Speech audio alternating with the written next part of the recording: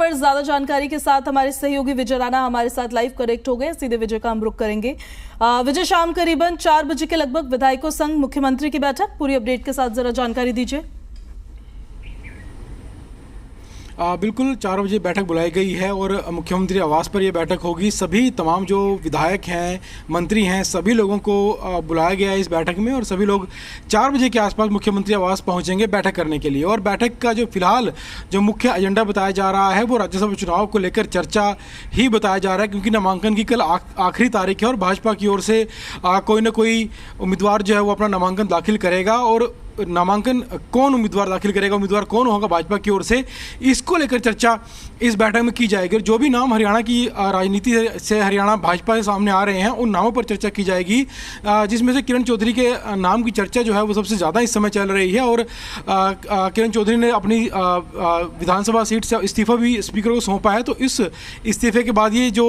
चर्चाएँ हैं ये और ज़्यादा तेज हो जाती हैं कि संभावना है कि वो ही राज्यसभा सीट के लिए नामांकन दाखिल करेंगी या कोई और उम्मीदवार हो सकता है। तो उसको लेकर भी चर्चा जो है वो इस बैठक में की जाएगी। सभी विधायकों से बातचीत की जाएगी और सभी विधायकों को हिदायत दी जाएगी कि राज्यसभा चुनाव में वो हिस्सा लें और भाजपा प्रत्याशी के पक्ष में अपना मतदान करें। हालांकि मतदान होगा या नहीं होगा ये भी अभी इस पर भी चर्चा होनी है, क्योंकि सिर्फ अगर भाजपा से उम्मीदवार आता है लेकिन किसी और पार्टी से कोई उम्मीदवार नहीं आता तो जो उम्मीदवार भाजपा से होगा उसे ही विजेता घोषित कर दिया जाएगा और वोटिंग उस समय ऐसे में नहीं होगी। जिस तरह से पिछला जो चुनाव हुआ था, राज्यसभा सांसद सुभाष बराला जब राज्यसभा पहुंचे थे तो उनके मामले में भी इस तरह चुनाव नहीं हुआ था और उन्हें ही सर्वसम्मति से राज्यसभा सांसद घोषित कर दिया गया था। तो उसी तरह जो है इस बार का जो चुनाव वो भी इस तरह से ही दिखाई दे रहा है कि जो भी उम्मीदवार आता है, चाहे वो किरण चौधरी हो या कोई और उम्मीदवार हो, तो वो कल नामांकन भरेगा। और अगर कल की तारीख में कोई और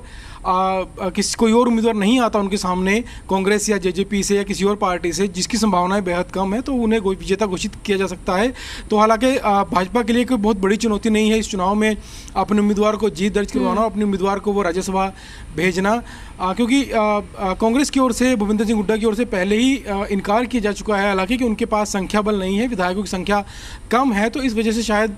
कांग्रेस की ओर से कोई उम्मीदवार नहीं आएगा। और जहां तक जेजेपी की बात है तो जेजेपी के कई विधायक इस्तीफा दे चुके हैं, तो जेजेपी की ओर से भी कोई उम्मीदवार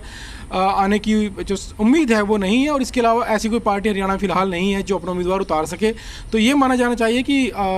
जो उम्मीदवार भाजपा का होगा उस पर ही मोहर लग सकती है, उसकी जीत हो सकती है। तो फिलहाल बैठक की जाएगी 4 बजे मुख्यमंत्री आवास में और मुख्य एजेंडा ये रहेगा। हालांकि चुनाव को लेकर भी चर्चा हो सकती है विधायकों से, मंत्रियों से, लेकिन जो मुख्य एजेंडा फिलहाल रहेगा और राज्यसभा चुनाव को लेकर बातचीत की जाएगी। ठीक है विजय, लौट रहे में आपके पास वापस, आप बने रहिए हमारे साथ। देवेंद्र भारद्वाज गुरुग्राम से हमारे सहयोगी हमारे साथ लाइव कनेक्ट हो गए। देवेंद्र का अब हम रुख कर लेते हैं। देवेंद्र, हरियाणा की सियासत में तो आजकल जो कुछ हो रहा है सब चर्चाओं का विषय बन रहा है, क्योंकि चुनाव भी वहां होने हैं लेकिन उससे पहले राज्यसभा का उपचुनाव होना है। ऐसे में चर्चा तो कुलदीप बिश्नोई के नाम की भी चल रही थी, लेकिन किरण चौधरी ने विधानसभा इलेक्शन से पहले बीजेपी का दामन थामा है, कांग्रेस को छोड़ा है, कहीं ना कहीं उनकी दावेदारी ज्यादा मजबूत मानी जा रही है। देखिए, सबसे बड़ी बात यह है कि आमूमन तौर पर जिस तरह की तैयारियां बीजेपी की तरफ से पहले से ही की जा रही थी और जब राज्यसभा का जो नामांकन है कल किया जाएगा, ये राष्ट्रीय सचिव ओपी धनखड़ की तरफ से कहा गया है और इसी को लेकर तमाम विधायकों को इस बात के लिए जानकारी दे दी गई है कि आपको वहाँ इस बैठक में पहुंचना है, व्यक्तिगत पहुंचना है, इन तमाम पहलुओं को लेकर जो बैठक चल रही है इस बैठक में मौजूद रहना है। और जिस तरह से लगातार आज जब किरण चौधरी ने इस्तीफा दिया विधायक पद से कांग्रेस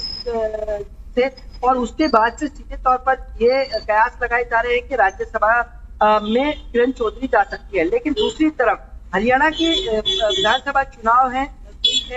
ऐलान हो चुका है, तो कहीं ना कहीं जाति समीकरण भी इस पर विशेष ध्यान दिया जाएगा। और यही कारण क्योंकि सुभाष बराला और पहले ही जिस तरह से जाट समुदाय से आते हैं उनको राज्यसभा बीजेपी भेज चुकी है, तो अब कहीं ना कहीं जो कयास है वो जाट और नॉन जाट के साथ साथ जो जाति समीकरण है उस पर भी लगाए गए हैं और बीजेपी इसी को लेकर लगातार मंथन कर रही है। हालांकि कल जब नामांकन होगा जब ही पता लग पाएगा कि आखिरकार राज्यसभा इस बार कौन जा रहा है, क्योंकि बीजेपी की तरफ से जो भी नाम तय किया जाएगा उसका लगभग राज्यसभा जाना तय है। और यही कारण है कि लगातार जो मंथन और चिंतन किया जा रहा है उसी के अनुरूप अभी कहना मुश्किल है, क्योंकि जिस तरह से कुलदीप बिश्नोई हो, किरण चौधरी हो या इसके अलावा कोई और भी नाम हो सकता है, इन तमाम पहलुओं पर लगातार बीजेपी का हाईकमान मंथन कर रहा है। लेकिन ये निश्चित है कि बाहरी उम्मीदवार कोई नहीं होगा।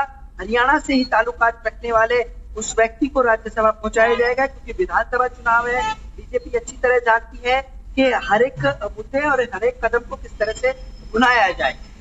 देवेंद्र, लौटूंगी मैं आपके पास। विजय, देखिए बाहरी उम्मीदवार तो नहीं होगा, हरियाणा प्रदेश का ही कोई नेता होगा, लेकिन दूसरे दल से जरूर किरण चौधरी अब आई है, और ऐसे में जो हरियाणा प्रदेश का संगठन है उसमें किस तरह की चर्चाएं हैं, अंदर खाने जो निकलकर बातें सामने आ रही है, क्योंकि दूसरे दल से कोई नेता आता है, कोई पद उनको दिया जाता है या किसी चीज के लिए उनको दावेदार बनाया जाता है, कहीं ना कहीं जो पहले से लोग होते हैं उनके अंदर इनसिक्योरिटीज आती है, उनमें नाराजगी जरूर देखने को मिलती है, तो किस तरह की चर्चाएं हैं अंदर? बिल्कुल, जब ऐसा वाक़या किसी पार्टी में आता है तो नाराज़गी ज़रूर देखने को मिलती है। लेकिन भाजपा, हरियाणा भाजपा की अगर बात करें तो हरियाणा भाजपा जो है वो पहले से जब भी कोई नेता आता है पार्टी में नया, तो उससे पहले से बातचीत कर ली जाती है भाजपा से कि उसे क्या जिम्मेदारी दी जाएगी, क्या पद दिया जाएगा। और अगर नए आए उम्मीदवार को कोई बड़ा पद दिया जाता है, बड़ी जिम्मेदारी दी जाती है, तो दूसरे हालांकि उम्मीदवारों में नाराजगी होना स्वाभाविक है, ये एक स्वाभाविक सी बात है। लेकिन फिलहाल क्योंकि भाजपा में जो हाई कमान है उसका नियंत्रण जो है वो इतना ज़्यादा माना जाता है कि इस तरह की नाराज़गी कभी खुलकर सामने नहीं आती, जिस तरह से कांग्रेस में साफ तौर पर बयानबाजी नेताओं के बीच में शुरू हो जाती है। और दूसरी बात ये है कि इस समय हालांकि कई लोग जरूर चाहते होंगे राज्यसभा में जाना, लेकिन